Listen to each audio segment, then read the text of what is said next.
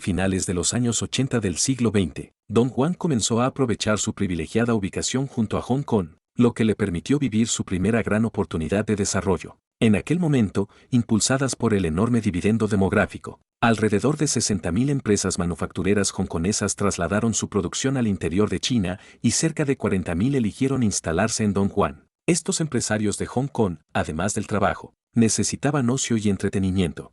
Algunos comerciantes con gran olfato para los negocios detectaron la oportunidad.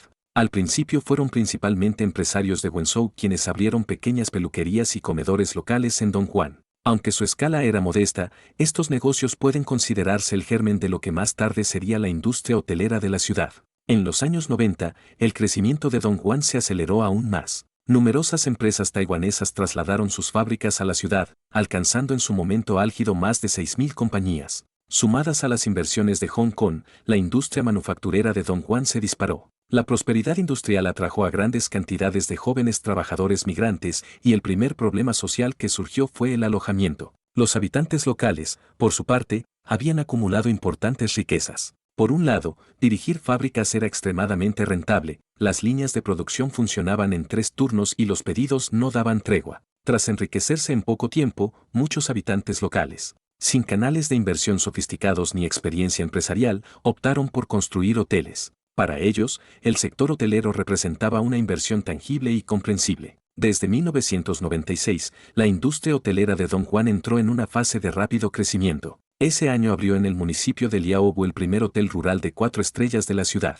el Hin Kaiyu Hotel, y en aquella etapa el negocio se centraba principalmente en el alojamiento. Tras la crisis financiera asiática de 1997, Don Juan consolidó aún más su posición como la fábrica del mundo. Incluso se decía, si Don Juan se atasca, el mundo se queda sin mercancías. Ropa, juguetes y electrodomésticos salían en masa desde la ciudad hacia todo el planeta. Con la llegada constante de empresarios y trabajadores, los hoteles comenzaron a ofrecer servicios de ocio como saunas. Sin embargo, el verdadero punto de inflexión llegó con la aparición de una figura clave, Liang Yaohui, conocido popularmente como Tai Sihui. Natural de Wanjiang, había trabajado en peluquerías abiertas por empresarios de Wenzhou antes de montar la suya propia, que llegó a ser la más lujosa de Don Juan. Más tarde se introdujo en el negocio del automóvil, pasando de vender repuestos a comercializar coches completos de lujo como Rolls-Royce o Lamborghini. En 1995 comenzó a comprar terrenos para construir un hotel, que más tarde se convertiría en el famoso Taixi Hotel.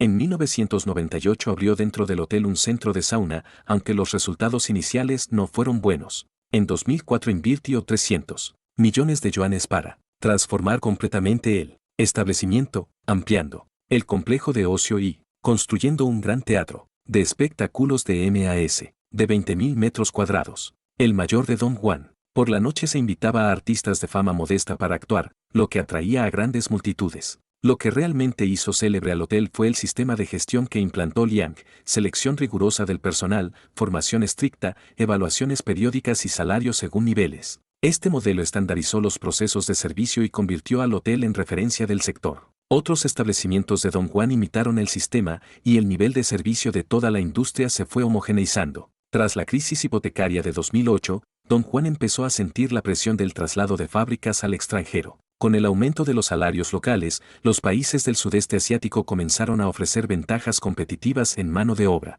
La salida de empresas redujo el número de empresarios y trabajadores, afectando al negocio hotelero tradicional. Además, el endurecimiento del control sobre los banquetes oficiales redujo otra fuente de ingresos. En ese contexto, los servicios de sauna pasaron a ser la principal fuente de beneficios de muchos hoteles. Paradójicamente, el sector no se contrajo tras la crisis, sino que se volvió aún más próspero y atrajo visitantes de otras regiones. En su momento, los ingresos de la industria hotelera llegaron a representar aproximadamente 1/10 parte del PIB anual de Don Juan. El 9 de febrero de 2014, coincidiendo con el 10º Día de la Año Nuevo Chino, periodistas de CCTV realizaron una investigación encubierta sobre la industria hotelera de Don Juan y emitieron un reportaje que provocó una enorme repercusión nacional. Tras la emisión, el sector fue objeto de una severa campaña de rectificación y prácticamente desapareció de la noche a la mañana. En 2017, Liang Yaohui fue condenado a cadena perpetua.